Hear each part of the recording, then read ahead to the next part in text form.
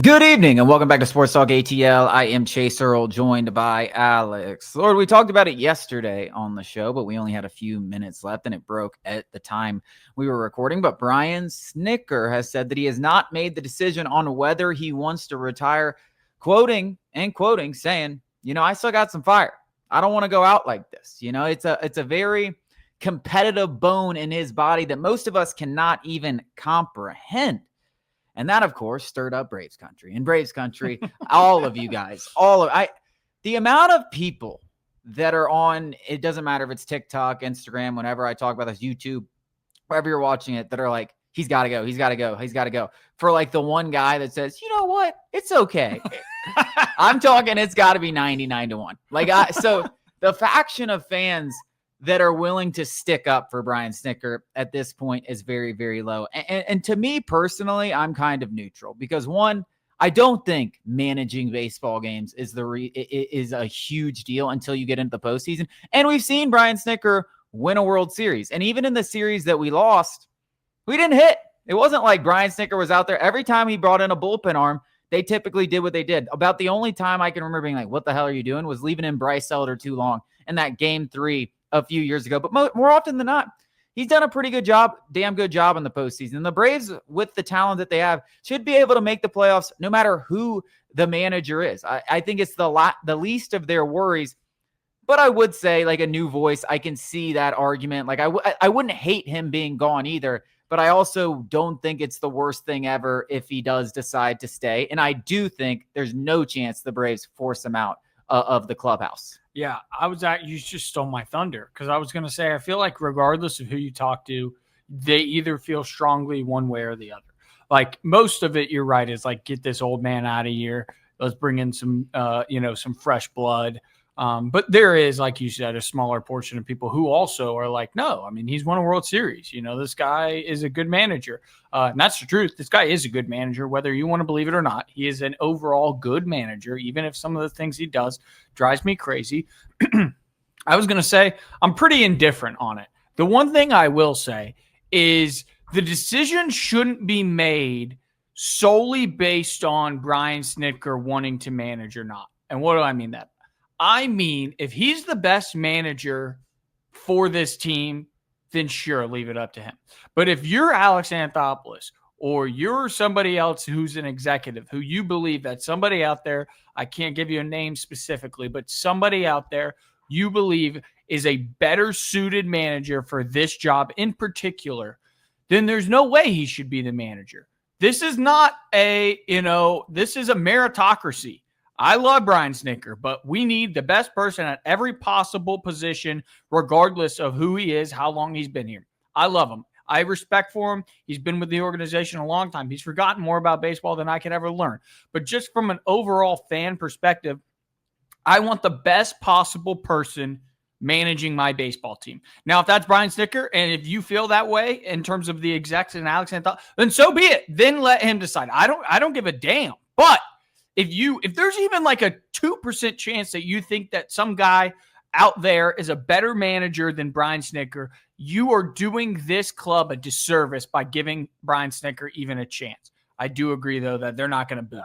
I just don't think what managers right now in baseball are you like, wow, that guy's amazing? So I'm not saying there is one. I'm just saying that's the only reason I could come up with where I'm like, no, it isn't his choice. It's the most thankless job in all of sports because anybody that watches baseball has about as great of a grasp as you can possibly have on the game. Like, it's not that, like, a lot of it is spreadsheets that you can go look up and you can understand the advanced analytics. And most people understand it's a very simple game to understand. So everybody sits here and thinks that they can manage a baseball team. There are not many people. I could manage that 23 team to a division title. And I'm not disagreeing with you. I'm really not. And I think that as well. But it's also why none of these people are going to sit there. No one gets like, hey, you have a good coach in football, right? We talked about Kevin O'Connell all week. It's like, oh my God, like Kevin, like that guy wins you football games. Like Ben Johnson. Coordinators win you football Kyle games. Shanahan, like, yes, like, but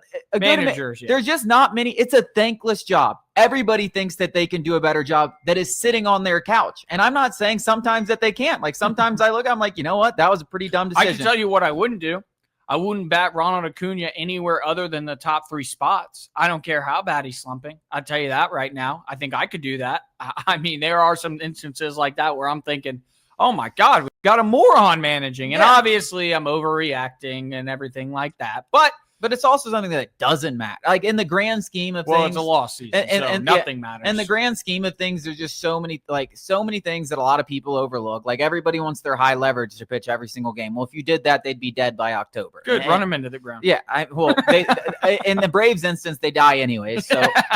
But I just can't think off the top of my head. And I wrote an article about 4 potential candidates, and Buster only actually said 4 potential candidates, and 3 of them were on the list that I wrote. And you talk about Mark DeRosa, you talk about David Ross, you talk about Walt Weiss, the current bench coach, you talk about Skip Schumacher. Like, it's the same names that you're going to hear. All of them have ties to the organization. I think Skip Schumacher is a good argument in terms of somebody who's younger a little bit and somebody who could probably – somebody could make the argument he is a better manager than Brian Snitker. And while I do think it's marginal and you might just want the continuity, how much is that, improvement of a manager really going to impact wins and losses? I mean, they should come up with, I know they have it in football, like a WAR stat for NFL coaches.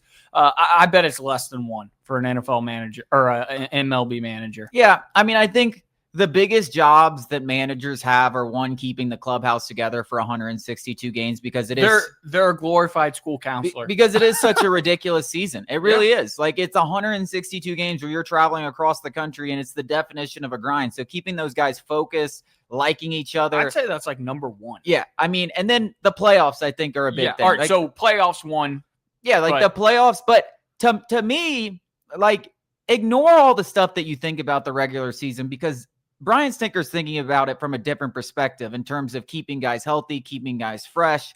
And there are some questionable decisions here or there where I'm like, yes, that should not happen. Like, there's been several instances where I'm like, why is Drake Baldwin not pinch hitting here? Why is Nick Allen hitting? Like, what are we doing here? Like, or we're pinch running for Marcell Ozuna in a tie game, and then his spot in the order comes up in extra innings, and we're like, okay, why didn't we think about that? Like, there are some instances where I think he's made some mistake, but none of these guys are going to be perfect.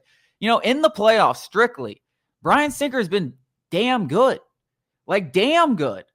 I think 2021 was a perfect game from a managerial perspective. I even think, though, that, like, you're only as good as your players. Like, at a certain point, they have to perform. And in pretty much every instance, other than the one that everybody really brings up, which is the Bryce Elder should not have gone the 3rd time through the Phillies lineup, the guy, if you call on a guy in the bullpen, is he going to deliver or not?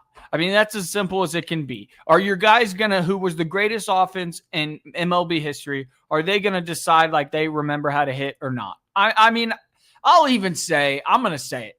The number 1 job of a manager in terms of overall is just keeping a clubhouse together. That's all they got to do. They're a glorified school counselor. But there's talent in that because you got to know when to push. You got to know when to pull. You got to know when to, you've got a veteran locker room. Let them figure it out. These are grown ass men. They don't need to be coddled, but sometimes they need a kick in the ass. So, it is a give and a take. I think that's more important than, because you can make all the right decisions in the playoffs, and hell, 2021, he made all the right decisions, quote unquote, but also that bullpen was absolutely lights out after being awful in the regular season. So, like, I mean, if they were who they were in the regular season, then we'd be like, Snit still has no idea what he's doing. So, yeah, and it's all true. It's all true, which is why I think the fact that we have such a one way or the other, like some people have such strong opinions that this team cannot win with Brian Snitker despite literally doing it every single season except for this season,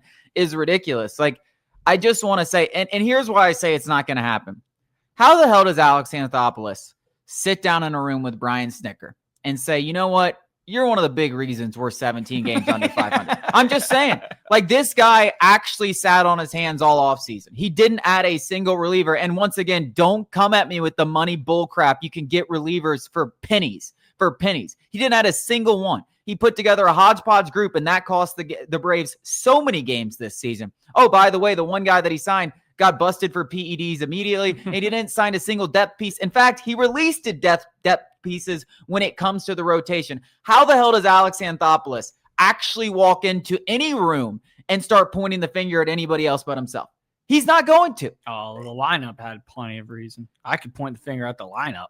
No. Okay. But like, he is just as culpable, like way more culpable for the Braves' struggles than Brian Snitker. Like 100%. There's no way that you can sit here and tell me that he isn't. And so how does he walk into a room with Brian Snitker and say, you know what, thanks for the 49 years. Thanks for the World Series. Thanks for 7 straight postseason appearances. Thanks for 6 division titles. But you know what? This was your fault. Like, just think about how crazy that sounds. It's not happening. Like, it would have to come from over the top. And guys, you guys tell me all the time, Liberty Media doesn't care. So what? Liberty Media is going to all of a sudden be like, you know what? We hate this Brian Snitker guy. You get out of here. It's not happening. It's not happening. It's not happening. It's that simple. We'll get into some Falcons. We got prediction times on the Falcons and Vikings coming up after the break.